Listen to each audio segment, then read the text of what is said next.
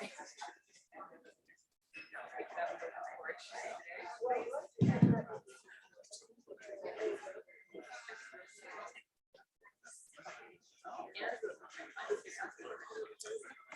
evening, everyone. My name is John Taves, and I'm the event coordinator here at McNally Robinson Booksellers. What a pleasure it is to get piped in by Marianne Faithful. I wanted to thank all of you for joining us here tonight. It's so wonderful to see so many people physically here and also watching on YouTube right now. You are in for a huge treat this evening. Before we begin, I would like to acknowledge that McNally Robinson is located here on Treaty 1 territory. That's the traditional territory of the Anishinaabe, Cree, Oji-Cree, Dakota, and Dene peoples, in the homeland of the Métis Nation. In addition, McNally Robinson Booksellers itself rests on the land once occupied by the Métis community of Roostertown. We are here tonight, of course, to hear from poet Eileen Myles, who will be reading from their newest collection, Working Life, published by Grove Atlantic.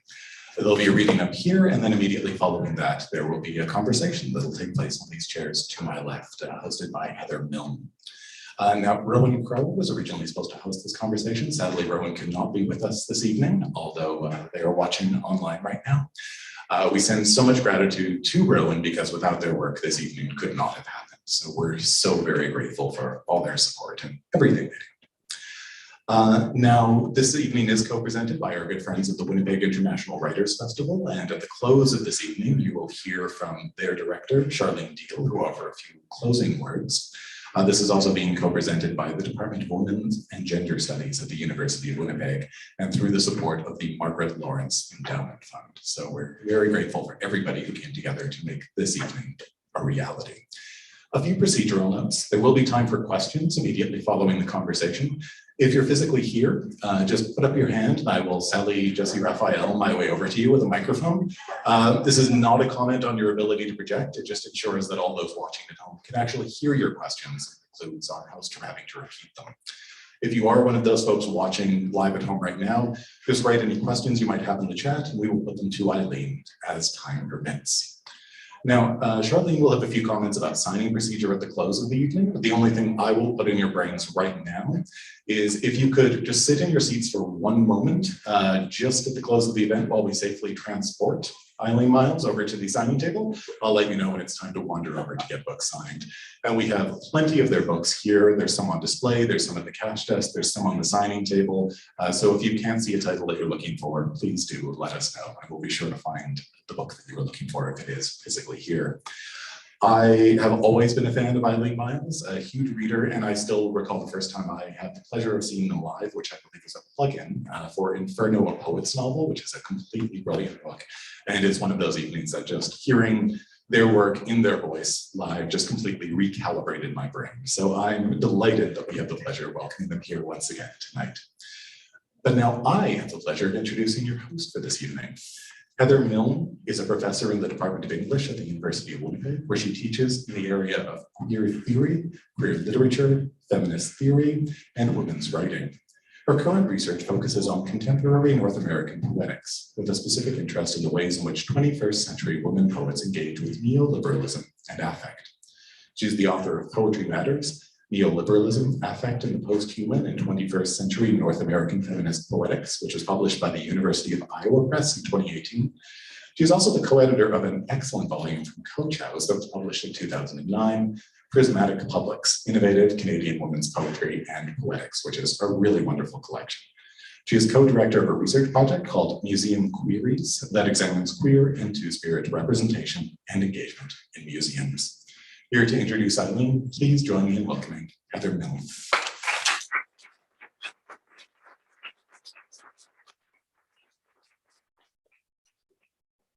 Thanks, Jonathan, and thanks, McNally, for hosting this event. It's my great pleasure to introduce Eileen Myles tonight. Eileen Myles is a poet, novelist, and art journalist whose practice of vernacular first-person writing has made them one of the most recognized writers of their generation. Pathetic Literature, I love that title, it's so cool, which they edited, came out in the fall of 2022. Their newest collection of poems, A Working Life, is out now, and they will read from that collection tonight. Myles's fiction includes Chelsea Girls, which just won France's Inrockuptable's prize for the best foreign novel, Cool for You, Inferno, A Poet's Novel, and Afterglow. Writing on art was gathered in the volume The Importance of Being Iceland, Travel Essays in Art. They live in New York and in Marfa, Texas. It's wonderful to have Eileen back in Winnipeg. Please join me in giving them a warm Winnipeg welcome.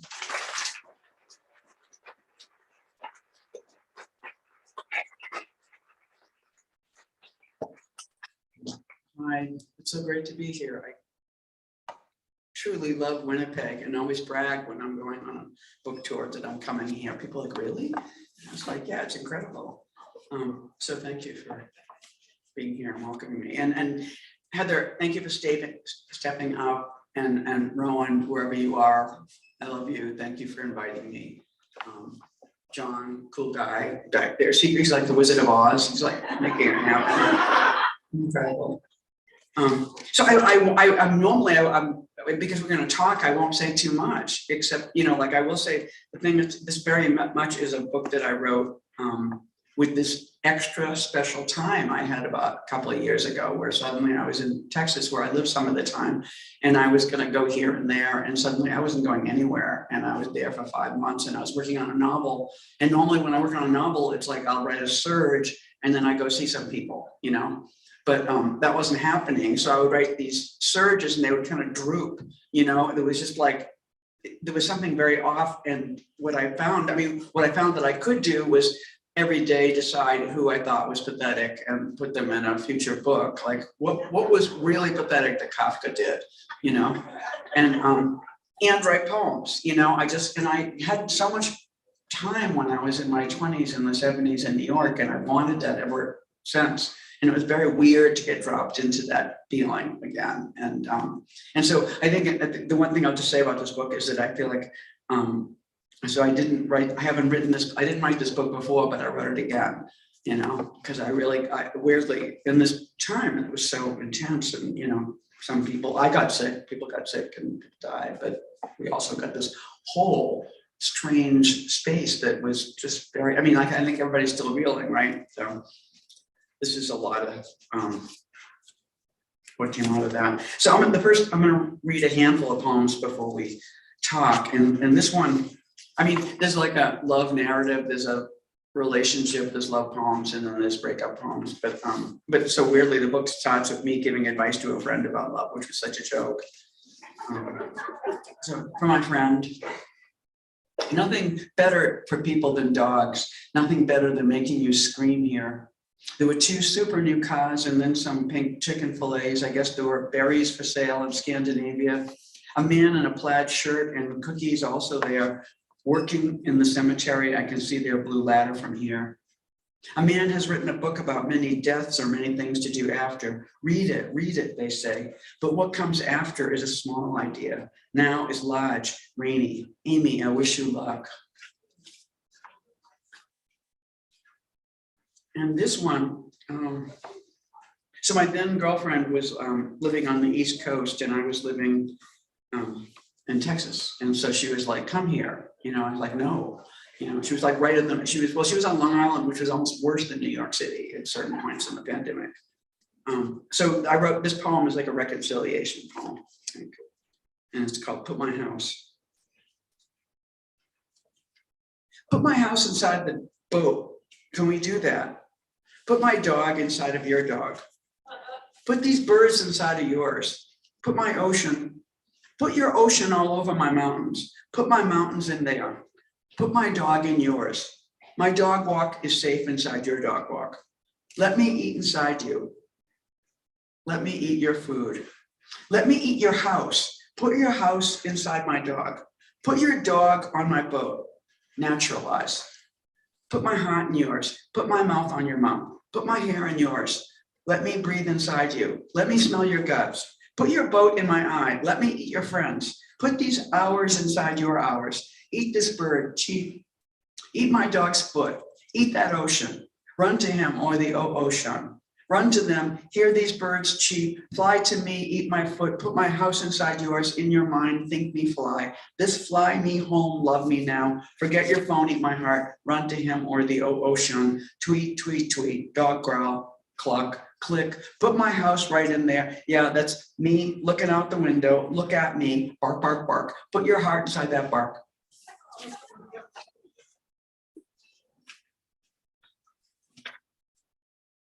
This one's called Love Song. The sky hates me. I must be calm. I must be calm if I have any chance of goodness at all. A child in a snowstorm. A man faces death slow. A gibbet is hanging. I don't know what it is. For a few dollars, I can save a horse. A deer must hide. My dog is far away. Your dog, a joker, is close. A man travels with a wolf, and that is Victor Hugo. His inkiness is pure translation, perhaps. I have charm in my native language. Shelves pushed up against each other to jam the door. Flinging it open, I am terribly in love with you. I cite your gifts. I suggest I am best without you. And yet, this yellow wind I saw the day you were there, and I never felt such desire. I say, I am in decline. How could you possibly want this? Alone, I'm strong. Alone, I'm a muffin. I offer you a piece of my charm and relinquish my attachment to being a hermit in an old wooden house. I am kindly to your child. He is ours.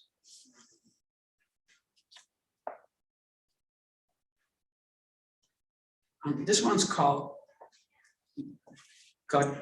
Well, is anybody Swedish? It's Goth, you know, there's that city that is Gothenburg, and it's also Göteborg or something like that. But if a Swedish person was here, they would really do it justice.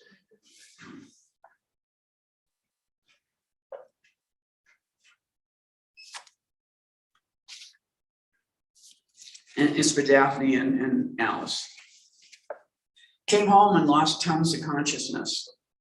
For a time, I stole trays from hotels, and now I steal cups. There was this towel I really wanted. Sweden knows towels. There was a shirt at the airport, white, sort of flocked, mine in every way except for this girth. I bought the girth a burger, and I nearly missed my plane. I ran, my heart pounded. I was not so fast. There was a man running with me. I yelled 36 in camaraderie. But he ignored me, but then he started dropping shit. I've been there. There's so much coffee. There's plenty of coffee. I wish someone was here. I'm becoming so sensitive. A person who has slept 10 hours, I'm like Vincent Price in anything. My soft voice whispering anything. There was a woman in my poem, no, I mean my dream, and she looked like someone I dated before. No, she felt like her, like she was going to be her. And it was an intense time in both of our lives. She was finishing something and I was making a mountain of sleep. It was possibly crazy and she was humoring me, but I felt our gap about to be closed. It must be true. I thought, it feels this way, the two someones about to become us. This geological drama. Tons of time manifest like persons. I was slowly heaving myself forward to close the small distance. And I was struck in the dream by the fact she was anyone. And I do this, make her mine to share my coffee. It is better now. Students, the coffee is good. It has become right for me in the day. And this is a relationship I wanted. The dark liquid waking me up in a stolen cup. And then we'll read two more and then we're going to talk. This one, I have this thing about dreams. Like I used to scorn dreams, like when a dream was in a novel or a poem, or I would like the dream or a movie, you know, the dream sequence. It just seemed like bullshit. And then I started waking up and writing them directly into poems. And I was like, whoa, because the dream is like the perfect object. It just starts fleeting, you know, and so you can't get it. And it kind of, I think it's really good for your poetry writing chops. So this one is that, and it's called Monday Shit.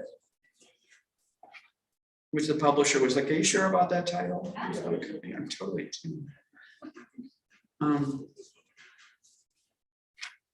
I don't know if I'm knowing something or falling apart. I put my 2 feet together. It's Monday. I put the water on. I was dropping a man off, a dark-haired friend. I was parked in the middle of the plaza. I can't stay here. I went inside a little. I gotta go. And I went up there over the lumpy hills. The store where the women work, my friend's an old guitar store. Everything's different now because of the pandemic. I want to go to that. I think, can I put my bike behind the counter or up there? No, because we're moving. I see plenty of room. Next, I'm all involved with them, the kids, and they're playing outside. I'm in the apartment somehow, and everyone's gone, like I woke. I could have put my bicycle anywhere. It's morning. I called the children like it's morning. Where did this shit come from? And I found the morning coffee, and this is a miracle. I just called them and they came in like dogs. I dreamed this world. That's it. Does it work this way? Working, dreaming, having a life, making and dying. Why did I die to dream this? And everyone that knows me or something, somewhere or some while, I know you once in a while. I truly forgot about him. I didn't know he was going to do that. Everybody's not in a dream but me, or we find each other here. I didn't know their fucking names, but I found their children. I was first. I'm waking here. It's perfect, everything, because coffee's like music. I thought about quitting in the future for the better orgasm. I read that. Did it once in the 80s. We were camping and shit. Whoa. Waking from that dream into this, but my cave, my hovel, afraid to put it in a suitcase. Will my dreaming come? The feeling of flowing with you, but you have 7 stories and I have 3, possibly 3. One flooded with a baby. Do I know? All I know is this kid. I'm just thinking about what you're getting into as I'm making my day. How did it end this time? Feeding the yellow dog. I was looking for a parking place and it was my dike, my children, and I didn't know anyone's name. Is this the story that holds the future, or is this the day so marvelous? Pouring some of it over and over. There, I think it's perfect in me, this prophecy right here now it holds. So one more and then a dinky one, I think. Then we're gonna be talking. Oh, here, this doesn't have a title. I kept the mask on because I thought I looked good. This restaurant really needs a candle, and like it heard me, a plane passed overhead. Haiku, right?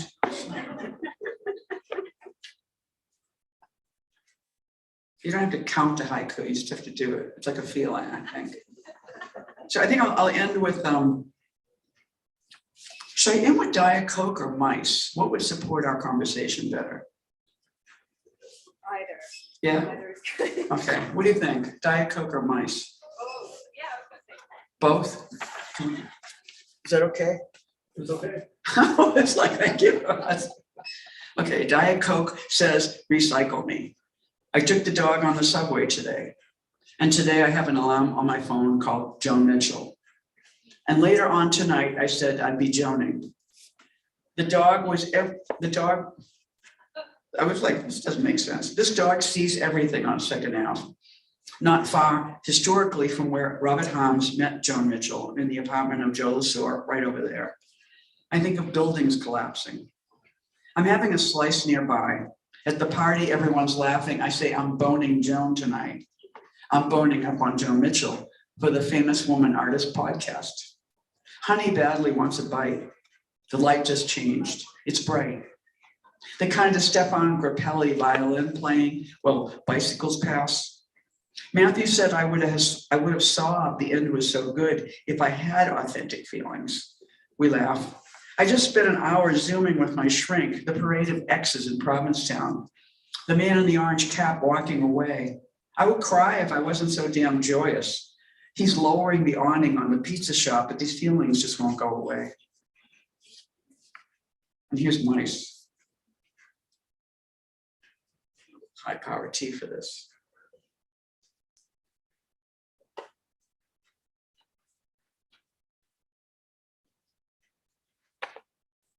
They see a cluster of small rubber ducks and scraps of broken shells and think, I'll shit there. We described them as brazen when they run through what actually is their home. So I began to kill them because I'm better than them. One was seen running into the bathroom, my bathroom, and a small, frail one was found dead right on the floor, and the poison is working, and I feel bad. Because in fact, I like living with them. They're part of my life, they're little shits. Everywhere, and I have killed their child. They're unclean, anyone would say. Isn't it why I must kill them? But I'm unclean too, isn't that why they're here? And I generally have guests who say, this place is so small. They look around and I feel shame. And I look around usually right after a trip or in a couple of days, and it's small, but not to them. They think it's huge, perfect. And that is a friend. And why don't I keep them around? Come back, and I know you will. Thank you.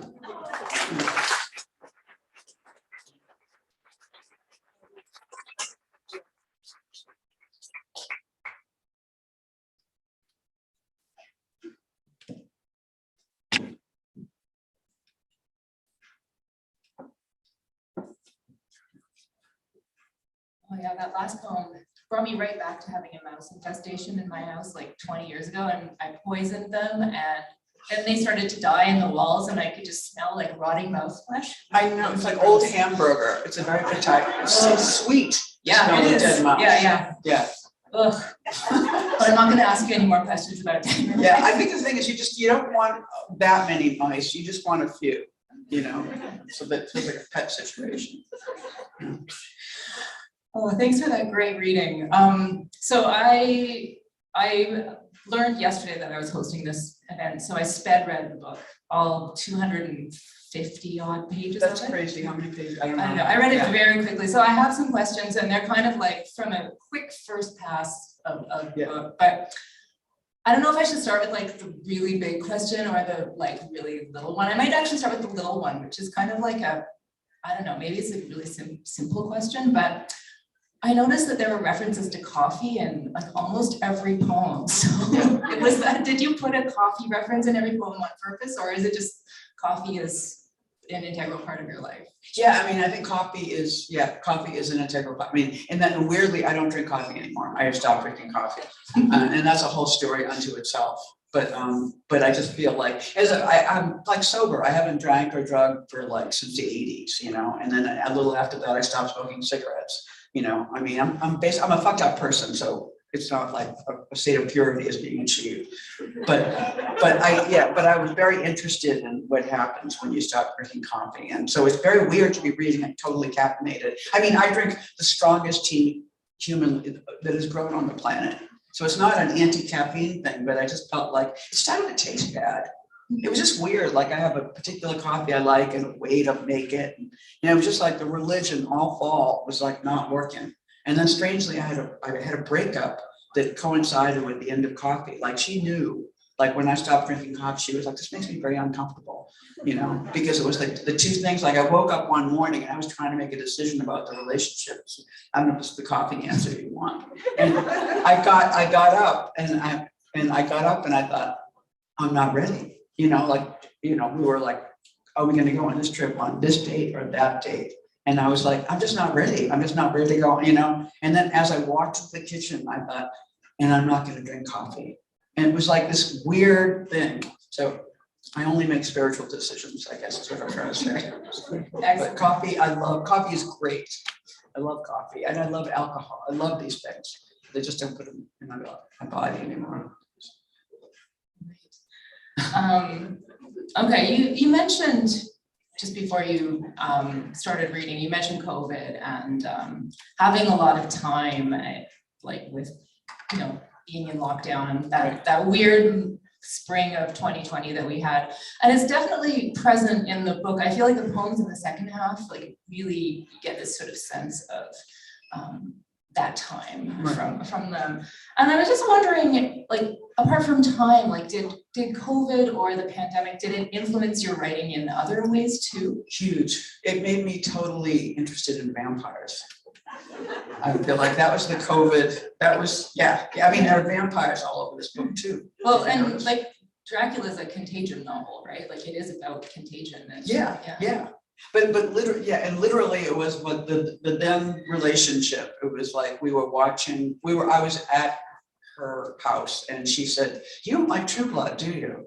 And I was like, "No," I said, "I'm not interested in vampires." And she was like, "It's really great." I said, "I don't want to watch it." And she goes, "Just watch one episode, please."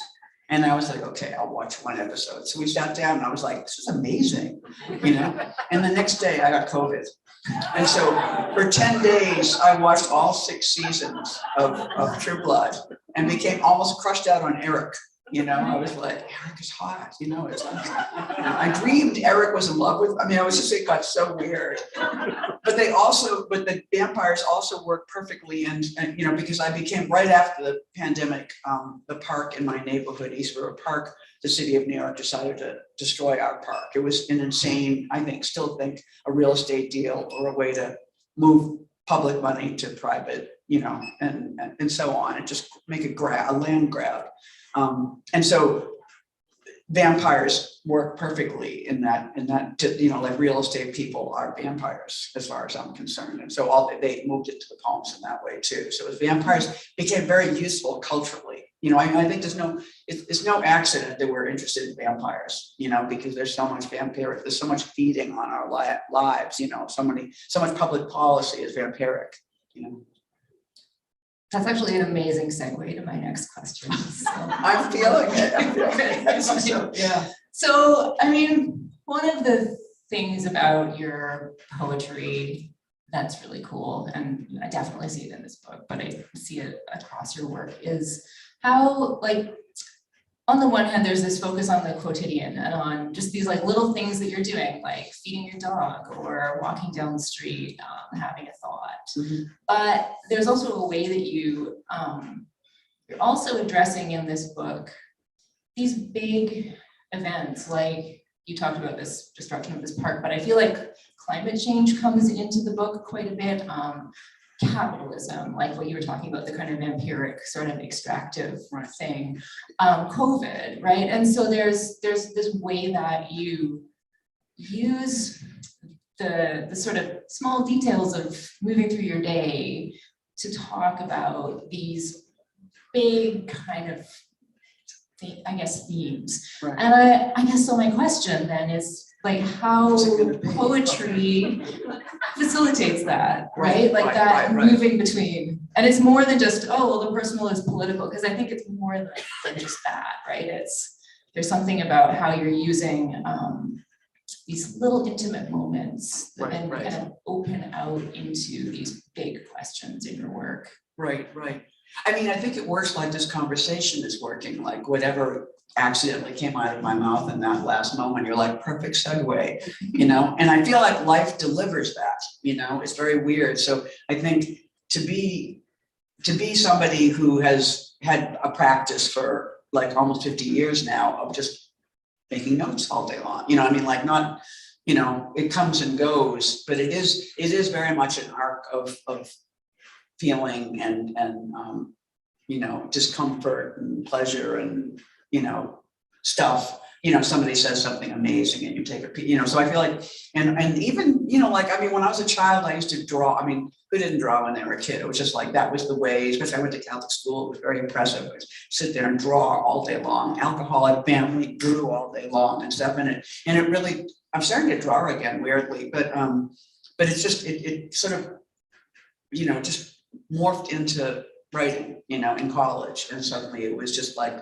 little bits of language. And I think, because the thing is, it's like, how easy is it to be grand?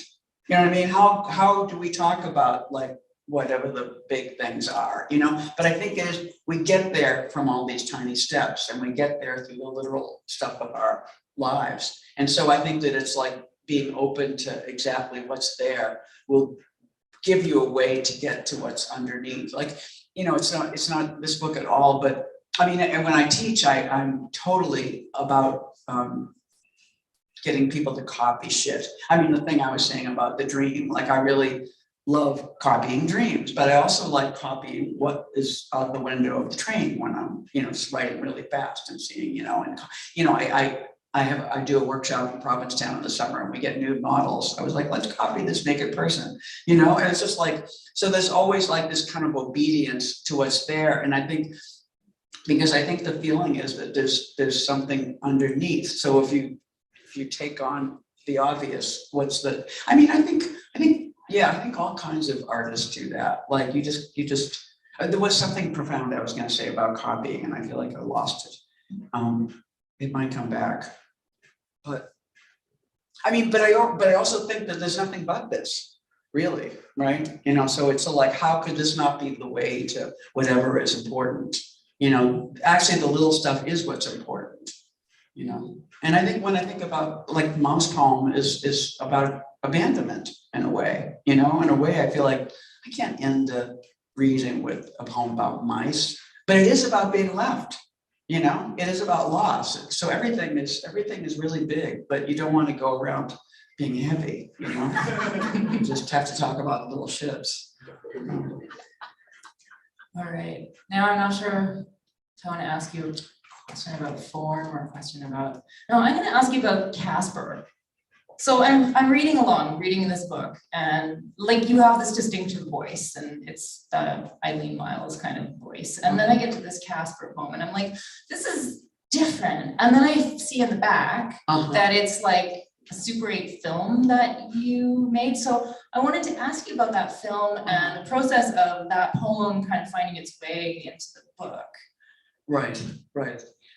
Yeah, Casper is a ghost puppet, you know, and if you go on YouTube, it's just like search The Trip Eileen Myles, and you'll get this Puppet Road film that we made in Martha in 2018. And I guess I wrote, I mean, a friend of mine was a filmmaker, and he was like, we should make a film. And I was like, yeah, you know. But then, I mean, Martha is this great art town where they have a shitty hardware store. Like, if you need anything, you have to drive 25 miles to the real Texas town, which is Alpine, which is like conservative. And it's a whole, you know, it's sort of like Alpine, like nobody wore a mask in Alpine. Like, Alpine didn't have COVID. They were all sick and dying, but they didn't have, you know, it was that thing. But Martha had COVID, you know, and but it was like, anyway, it's this beautiful 25-mile drive you would take all the time, and there's mountains and all that. And so I made these puppets when I was a kid, and I've lost so many things since childhood, but I have not lost the puppets. The puppets are great. You know, I made them when I was 9. So I was like, oh my God, what if we took the puppets from Martha to Alpine and made a road movie? So it was so good. I mean, it was really fun to do. We like shot it in like 2 days, and it was Super 8. So it's pretty, it's like very, you know. But what was the question? Just that was like, you've answered it. I just like, what was the film, and then like maybe why it's in the, like, how did it find its way into the book? Yeah, that too. And there's one more thing though. It's inspired in part. I mean, did you ever see the film Pull My Daisy by Robert Frank? It's really a great film. I mean, it's sexist, and you know, it's 1954. You know, and do you know who Delphine Selrek is? She is the most amazing. She's in a lot of Chantal Ackerman's films. She's in all the great European films since the 60s, but this was her first.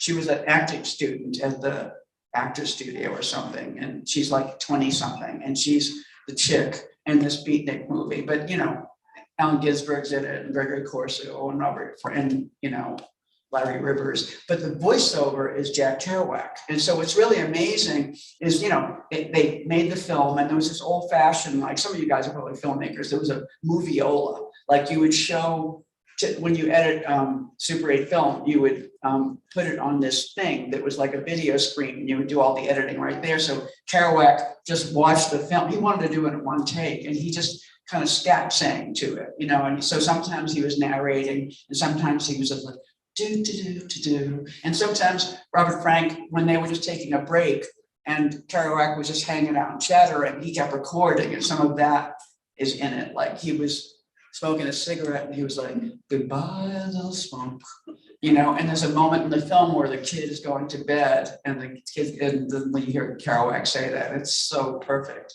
But it's really a beautiful, I mean, I guess part of this copying thing I was trying to say later, it's sort of like, so it's interesting, like a film is a copy in a way, and then you pastiche this second thing to it. So it's kind of like, are you doing the voice? I mean, I think all writing is like a voiceover. Like, I feel like, especially like childhood was this experience where you didn't know what was going on, and you would ask a question and they would say, why are you asking that question?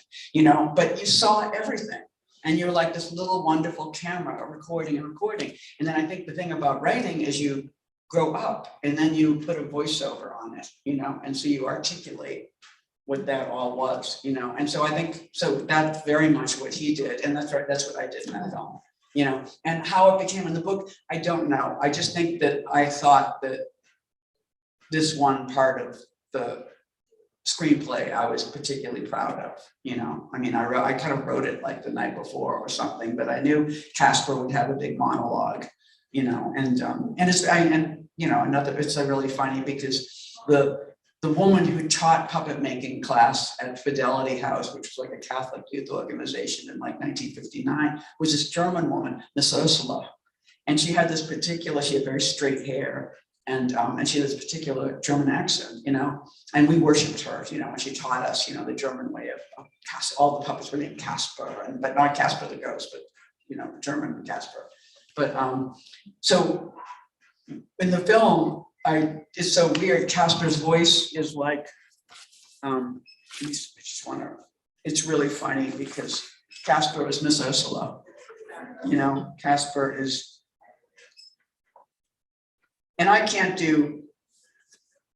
really do voices except if they come up, unless I'm like possessed, you know, because I think poets are not actors. So it's like, this is not the end of the story. Oh no, I may begin my life as a college student approximately 88 miles from the US. It's sort of like it's like a American imitation of a German speaking English. You know, it's like it's like three languages going through each other and stuff. And I was in Germany recently, and it was so funny. I read it and I thought, this is the funniest thing I've ever done in my life. I was like, is this mean? Is this fun? People were laughing. It was just like, how weird is this? But so all these things are, you know, existing in this poem. Awesome. Well, I'm going to go home and watch the movie. You said it's on YouTube? Like Yeah. Amazing. All right. Maybe it would be a good time to open up the floor to questions from the audience, if anyone has any questions. And before we do, Rowan Crow has. I was going to say, Rowan Crow. Absolutely. So I cannot do a Rowan Crow impression, but this is entirely Okay, really? I am terribly drawn to the orange used on the cover of A Working Life. Pylons and safety vests and hard hats. Thinking class with you here, and suddenly I remember eating brilliant orange kumquats with my uncle at the fish market. And then the butcher is wrapping something I don't want to look at in waxed butcher paper, writing the price on the outside with a grease marker, just like you talked about online somewhere. The butcher's marker, that is. Can you talk about the title of this collection and your experience of this vivid orange cover and your scrawled script? Rowan's such a genius. I mean, I do love orange. I mean, orange is just a beautiful, beautiful color. And I have a personal devotion to it. And there's even a poem in there where somebody accuses me of orange being my favorite color. And I'm like, really? And they're like, oh, you love orange, you know? And there's also a great Donald Judd book, his collected writings is this fierce orange book, you know, that has been around a lot. And I think many times I thought, what a great, that's just like a great color for a book. And I think there is kind of a labor spin in it. I think what she said about hard hats and all that, it's like yellow. I mean, orange just kind of says, you know, I'm here and watch out in this way. It's high functioning, but it's like crazy, you know, it's really kind of a weird color. And then the title is the thing I was trying to say in the beginning. It's sort of like, I mean, it was literally, there's a shape on the cover, like a, you know, kind of a triangle, but what it is one of those stand-up folders you get from Staples that you put things in, and I keep my poems in that. And part of it is a reflection of the reality of being a poet who learned, I learned to write, I write poems by hand mostly, but I learned to write on a manual typewriter, you know, and then moved into the computer like everybody.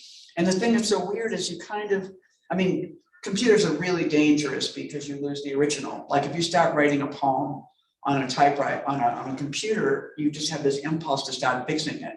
And then you lose the first draft, which is so crucial for a poem. You don't want to lose the first draft ever, you know? But also it's also like when you didn't have computers, originals were precious. Like you would finally get the poem right and you would have the one right copy of it, you know? And so there would be no question about where your poems were. You kept them in a little binder and there they were. But now in this era where it's just like, it's more of the craziness of like, I remember photographers talking about this when photography went digital. They were just like, I don't know how to shoot, because there was a relationship to film and scarcity and value. And suddenly it was like digital had no value. And I think it's true with computers too. Like, it's just like, I have so many copies of individual poems and they're all over the place. So I tried to get a grip with this folder, you know, and had my reading copies and then you know, and it was just, you know, it wasn't really successful, but it was an attempt. And so on the outside of it, I wrote A Working Life, and it was like a joke I had with myself, because, you know, I was thinking like an architect makes a working model, and then it's like the thing that's gonna be, you know, and I felt like poems are like that. Like, I feel like, am I making up my life in here, or is this, you know, or the poems, you know, which way, when it's like a relay between them and me, like, which I think they are kind of I think they have formed, by this point in time, the poems have formed me more than I formed them, you know, I think. So we kind of, there's a cohabitation going on, so I think. And I love that Rowan, I mean, what she called, I think she calls it a grease marker. And I think I call it, I mean, like they call them a China marker when you buy it in the stationery store. But I saw a butcher when I first moved to New York. There was this network of people who would give me credit because I was so broke all the time. And the butcher would give me a pound of hamburger on credit, and then he would write, you know, the price. And I was like, what is that? And he was like, China marker, you know. And I went and got one, and I've done everything in them for like 50 years for some reason. Because when you had crayons, when you had crayons, the black crayon was the most powerful one. You know, you needed to kind of get a grip with the black crayon, you know, and so I think I still feel that way. Oh, thank you kindly. Rowan follows that up with, I found myself thinking about death and endings, you know, saying goodbye while reading this collection. Yeah. I suppose another connection I feel to you as an artist and writer is a queer filmic sensibility, a kind of strange kaleidoscope, a lens-based work accompanied by sensitive soundscapes, both internal and external. You feel everything, quantum poet consciousness. It's not long before we are in the cowboy film. There are corpses and wagon trains and sounds pulling the trigger at every turn. I think I like Joe. We stop to water a limp cactus, and I ask you, where do poet cowboys go to die? Eileen, do you want to talk about how your relationship with death changed through the writing of this collection? Huh. I was like, where is Rowan going to go there? That was like, but it was like the beginning of the question. And I think when we were talking about what word was it that was in here a lot, copy. I was thinking death is in here a lot. Yeah, death. Dying and death is all over the place. I think it's just I'm trying to be frank about, I mean, I do think about, I mean, I think I've always thought about death a lot. Like I had my dad died when I was 11. You know, I had some early, and my mother was a orphan, and she made much of the fact that she had lost her parents even earlier, you know, like, this is nothing, kid, you know.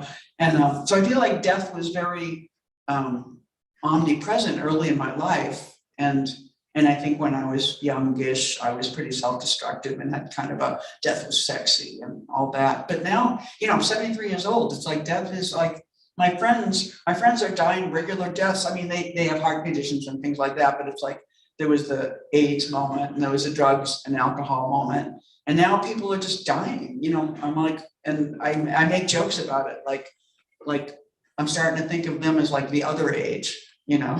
It's like Kevin Killian and Caesar, like the same age or something. But it's just, it's with me differently. And I feel like I've always been honest. I mean, I'm honest, but I've always used the literal materials of my life in my writing. So why wouldn't I use mortality in the kind of uncool way that it is now? It's sort of like, it's like my partner. It's like something that's with me, and something that, you know, it's like certainly closer than ever before. It's like if there was a hole in the room, you would put up a sign, you know, don't, you know. And so I think that's in a way what I'm doing, and it makes me feel a little triumphal in relationship to dying too.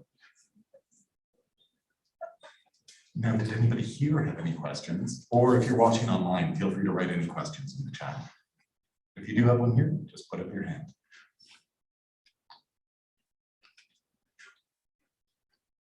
I know, it's throwing it onto you so fast. It's like we can have a Zen moment. Just when you're talking about death, I was also thinking about how it's a COVID book too, right? And so death was in the air, or, you know, pandemic too. Yeah, I mean, that's what was at the end of every episode of COVID, was that you could die, right? I mean, I had one of those little finger things, those things you count your oxygen.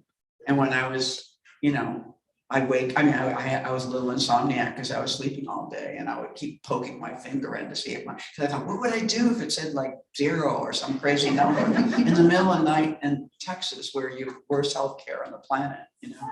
But, you know, COVID was death.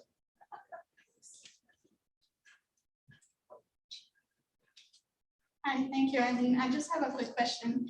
Can you just talk a little bit about the that idea of like film as a copy?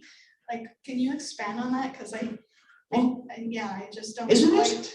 In fact, there's I can't think of, there's a film critic, I think his name is Andre Bazin, and I think he wrote a book called What is Cinema? And the thing that he said right at the beginning was that film was a death mask, you know, and then because, yeah, you know, that you're really draping something over reality, right? I mean, that's crazy that we can have that and do that, right?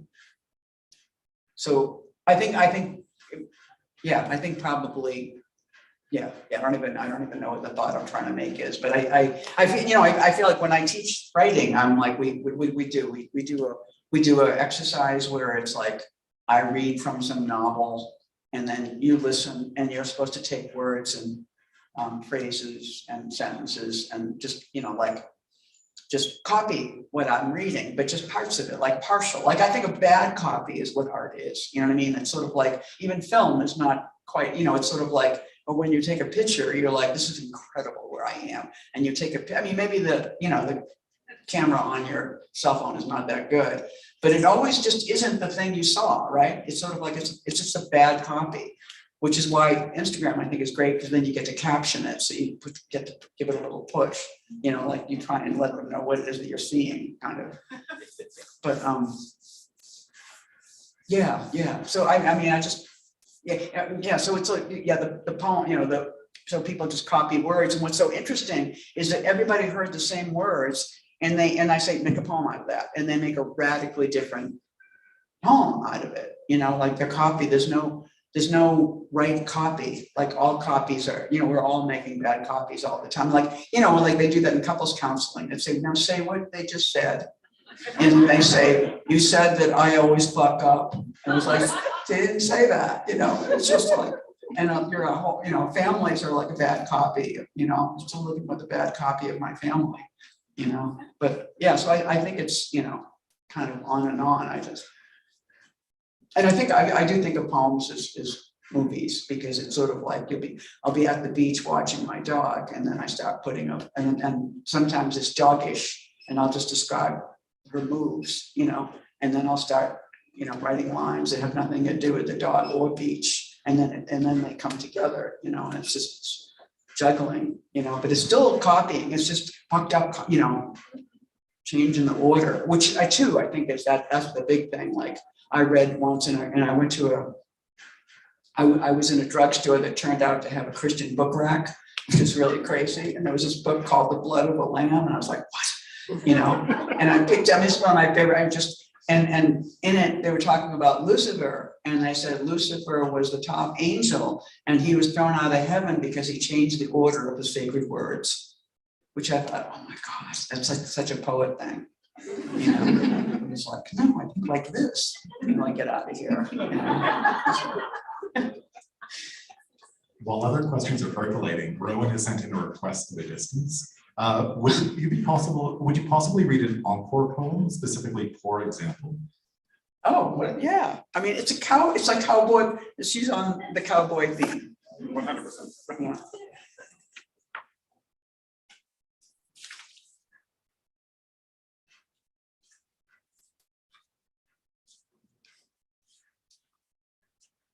So yeah, it has a French title, pour exemple.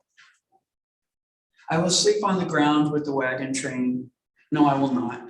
I will make a home. Gentle sucking of the faucet and the wind outside. Another haiku.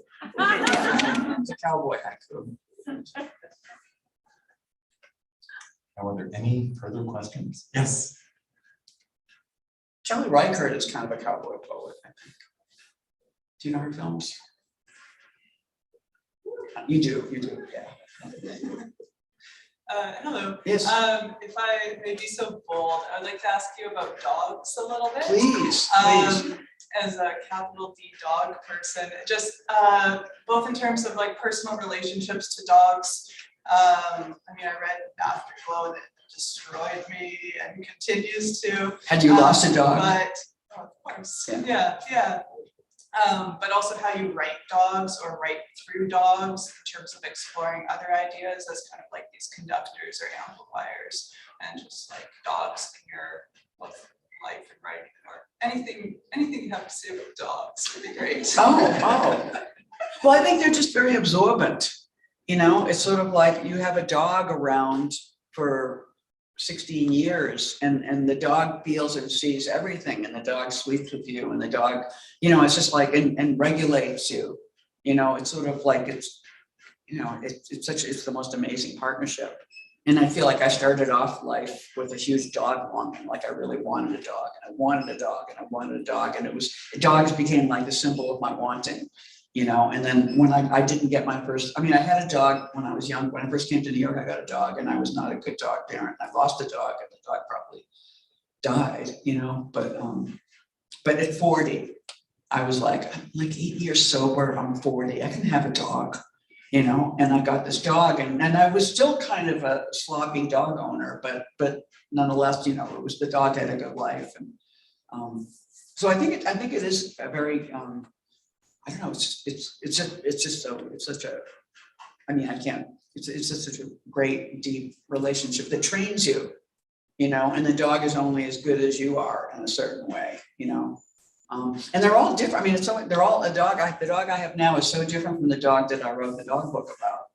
And the first one, in the first way, like that dog was like a person dog.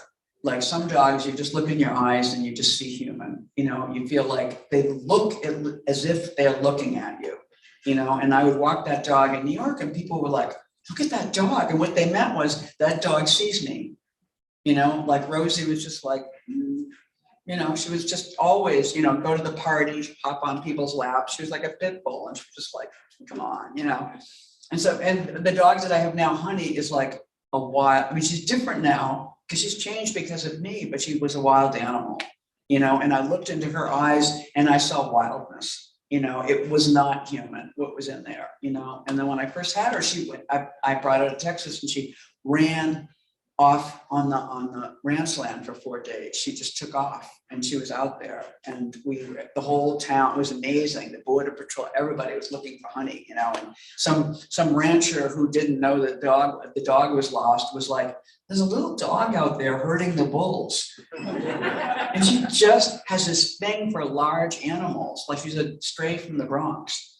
And she just has this feeling for wildness, you know, and she loves cows, she loves horses, she loves horses. And they feel it. I'm watching this trans animal thing, like she doesn't freak horses out and they, you know, they like come down and get nose to nose with her. Very weird. But she's changed over time and she's become more human. And I just think it's like being around me. She's just absorbed it. She's older. And so the wildness is less present, you know. I mean, it's so amazing to have these long, that's like 30, we're talking about 30 years of relationships, you know, and you know, girlfriends have come and gone in that time, and like Honey and Rosie, just, I mean, I feel lucky, very lucky to have found dogs. Andrea was hoping that you could speak to some of your favorite Canadian poets or writers. Oh my God. I mean, I'm immediately going to get scared and forget. This is the hardest, but the first name that I think of is Andre Alexis, who wrote 15 Dogs. Do you know this book? Yeah. I mean, crazy, but such a great book. One of my favorite books, you know. And I'm really forgetting what's the poet's name who is from Toronto. Well, Gail Scott. I love Gail Scott from Montreal. It's amazing. And I think what's her name from Toronto? Rachel Zucker? Rachel Zolf. Huh? Rachel Zolf. Yes, Zolf. Yeah, I knew Zucker was wrong. Yeah, no, she's great. She's a great poet. I love her work. What's his name? Fred Waugh was great. I love Fred Waugh's work. Yeah, I mean, it's off the top of my head. Those are the people I think of. what's her name? Who used to date, who used to live with Gail Scott, who, Murray? yes, she's good, yeah. That was a much hated reference, you know, no, I don't mean hating Gail, but like girlfriend of, you know, but yeah, her work is great. What was that? I know all the gossip about all the queer poets in Canada. Of course, you will be that anthology, it's right here. Sure. So, yes. We'll be sure we never introduce her in that way. She's about to start. Thanks. When you were talking about like the profound thing, you said you had a copy, which I did catch, and it was profound later on when you were talking about voicing over memories and kind of as a child, like you're like this little camera. And I was wondering, but then you also talked about dreams and how you're doing that more of copying dreams. So I was kind of wondering how dreams and memory differ for you in your process, and like also in terms of the fleetingness of both, and how that, and with the copying of the fleetingness, how that between dreams and memories. But I think it's a word that I keep thinking, you're not saying coffee, right? Copying. Copying, okay. So could you, I'm not done with your question, could you, I'm not sure I know what I want to hook on to, but, so what are you thinking really? Well, you were talking about dreams and like how you find it more interesting to copy them down. Right. And and then you were talking about memory and like how you're a child and you're this camera. Right. And then you're voicing over. Yeah. But to me, memory is also fleeting, and it's kind of like a dream, maybe in how you recall it. Right. Just how you recall a dream. So I'm wondering how that differs if when you put pen to paper or when you're, Well, I think dreams are different because they're just such hot unconscious. You know, it's sort of, I mean, sometimes a dream will be really mundane. You're like, why am I dreaming about going to Starbucks and getting a cup of coffee? Why, you know what I mean? Almost I feel screwed. Like that was just like such an inadequate dream. But most of the time they're just really crazy, you know, and also the places that you were, I mean, they feel like memories because there's an apartment. There was a second apartment I have in New York that I go to on a regular basis. And it's so weird. It's not far from where I live. And it's just, and I'm always, and I'm like, oh, when I go back there, I'm like, oh, I still have that place. Why don't I live in that place? And I start, you know, and I go into waking thinking, that apartment, is that real? Did I ever, I mean, I convinced myself that for some reason, at some point, I couldn't live in my apartment and my landlord gave me this other apartment to live in, and that they forgot and I still have the keys.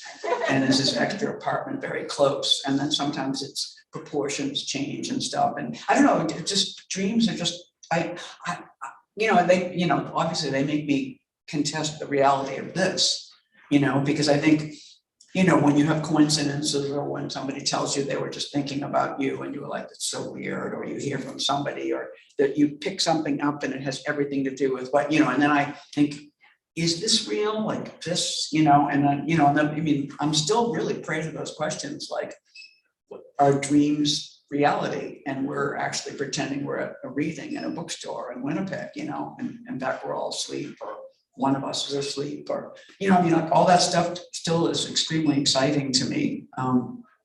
So I think dreams are more immersive. You know, I mean, memory can be, you know, I mean, I think I wrote Chelsea Girls because I was allowing myself to be open to certain memories. You know, I was like waiting for locations in my life to kind of come to me because I didn't even know what the stories were. I thought I would just go to those places and I'll just inventory what they have and find out what the story was. Because I knew that, you know, like suddenly I was like, oh, I went to Woodstock.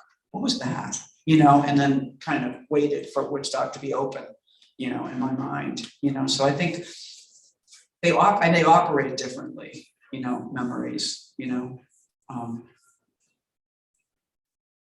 Yeah, that's the only, you know, and I use them differently in writing, and I also, they run out. I mean, I feel like I'm writing a novel now, and I feel like I keep thinking, have I already written this? You know, and it's sort of weird. I don't want to have to go back and read everything I wrote to. I started having somebody who was like an intern or assistant. I said, I want you to write all the plot lines of my novel, like every, you know, but nobody will ever satisfy your need to like say what the stories are. Or it's like, oh, I didn't know that was a story, but that's a story, you know?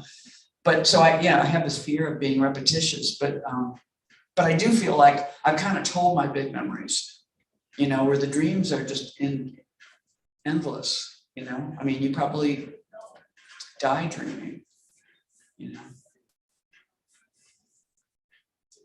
So we're just about to wind down the question and have some final comments from our participants this evening, but did anybody have a final question before we do it? Yes.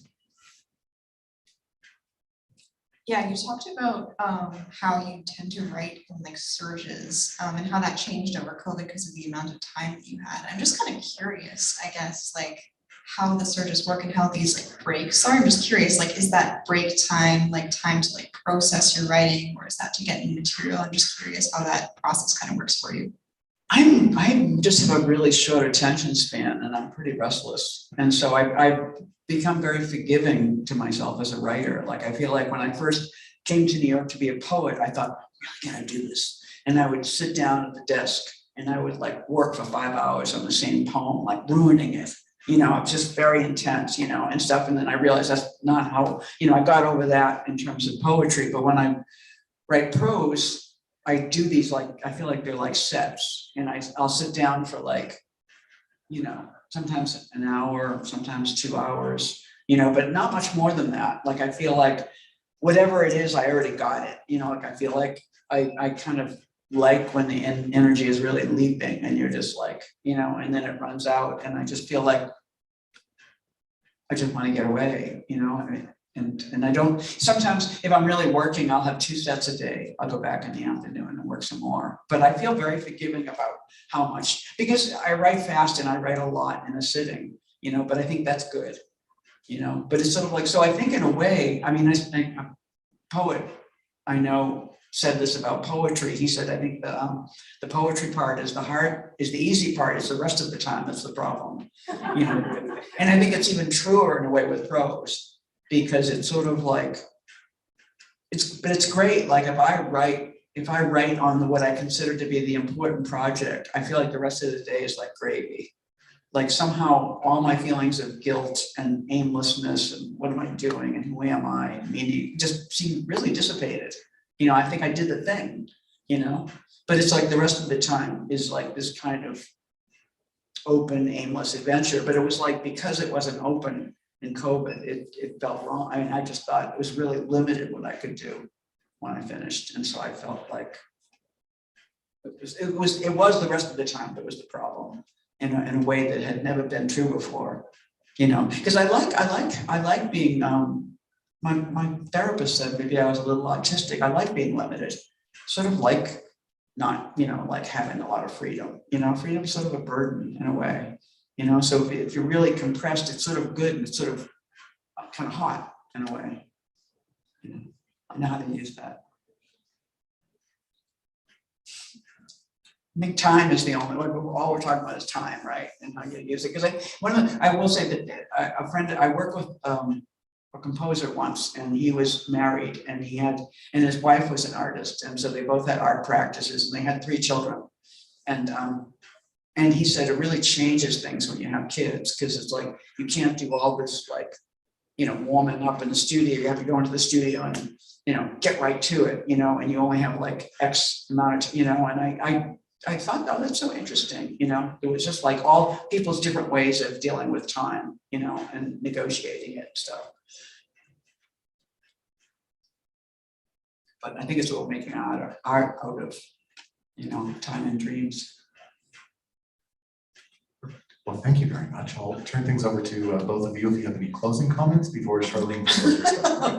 I didn't prepare closing comments, but just thank you. It's just so great to get an insight into how your brain works, like on the page and also in person.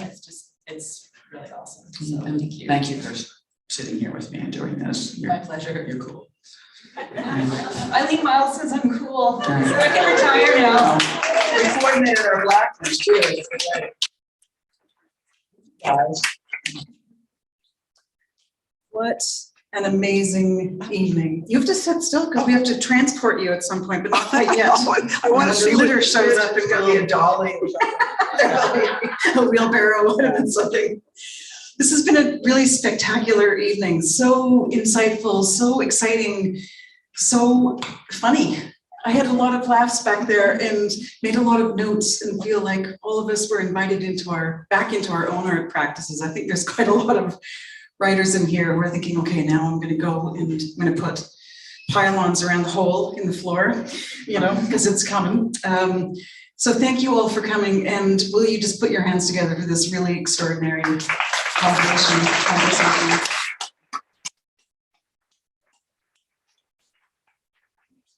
So I am the director of the Writers Festival, and this is a collab with the store. And one of the things that I like to do at this time of the evening is make a special shout out to this extraordinary place where we are gathered. I would not want to live in a city without McNally Robinson booksellers, and I think sometimes we forget that we have one of the best bookstores really probably on planet Earth, and it's here in Winnipeg, and it's such a great place to gather and hear wonderful conversations, but also to have this extraordinary selection of books and people who care about books and people who will hop back and forth from, you know, the Wizard of Oz who makes the sound great and organizes events. So will you please just make a raucous round of thanks to McNally Robinson for being our host.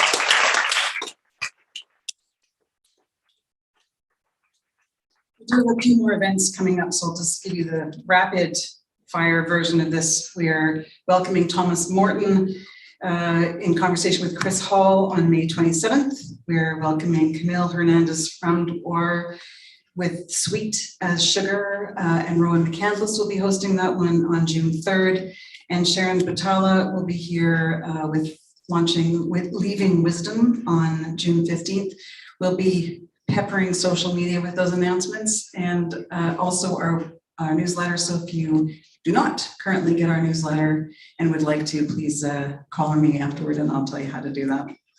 I'd like to make one more thanks to the Department of Women's and Gender Studies at the University of Winnipeg through the support of the Margaret Laurence Endowment Fund for this evening, and to Grove Atlantic. And huge thanks to you, Heather, for stepping in at such short notice, and to Rowan Crow for pulling all the strings in the background. And I just want to say, I love Rowan Crow's writing. Yeah, for sure. Yes, we've got lots of talent in this city. You can buy copies of this beautiful orange book. I mean, look at this, would you? And we know what's in there at the desk or at the signing table. And as John asked in the first place, just please stay seated while Eileen makes her way over there. And the rule, as you probably figured out, is you have to buy the book before you leave the store, but you can get the book signed before you bought it. It's like, oh, very fancy. So thank you once again for coming, and one more round of applause for Eileen and Heather.